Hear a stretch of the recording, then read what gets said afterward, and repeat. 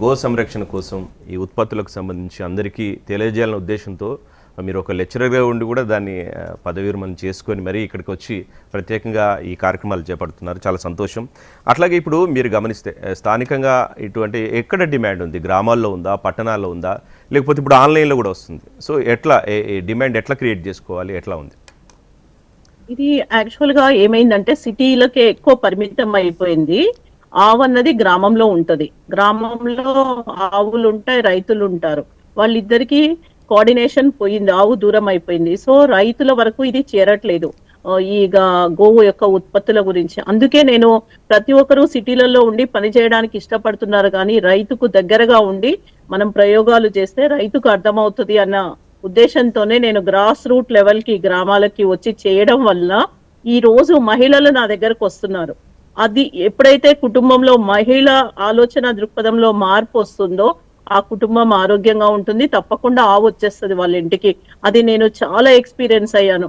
సిటీలో కూడా ట్రైనింగ్స్ ఇచ్చాను. అక్కడ కార్పొరేట్స్ వాళ్ళు ఎక్కువగా వచ్చేవాళ్ళు, వాళ్ళు విని వెళ్ళిపోయేవాళ్ళు అవగాహన గురించి మాత్రమే. తర్వాత వాళ్ళు ప్రోడక్ట్స్ కొనడం వరకే ఉండేది. కానీ అదే నేను గ్రామంలోకి వచ్చి గ్రాస్ రూట్ లో ట్రైనింగ్స్ ఇవ్వడం వల్ల ఈ మహిళలు ఆల్రెడీ వాళ్ళకి ఆవులు ఉన్నాయి, అవి ముందు స్లాటర్స్కి వెళ్ళవు. ఫస్ట్ సక్సెస్ అది. రెండో సక్సెస్ ఏంటి అంటే వాళ్ళు ప్రోడక్ట్స్ తయారు చేస్తున్నారు. వాటికి మన లాంటి వాళ్ళు సిటీలలో ఉండే వాళ్ళు, అవగాహన ఉన్న వాళ్ళు చేయూత ఇవ్వాలి. వాళ్ళు సొంతంగా వ్యాపారం చేసుకోలేరు. వాళ్ళతోని వ్యాపారము మొదలు పెట్టిస్తే ఆవు అన్నది స్లాటర్కి వెళ్ళదు. వాళ్ళ ఆలోచన విధానంలో మార్పు చూసా నేను, వాళ్ళ కుటుంబంలో మార్పు చూస్తున్నాను.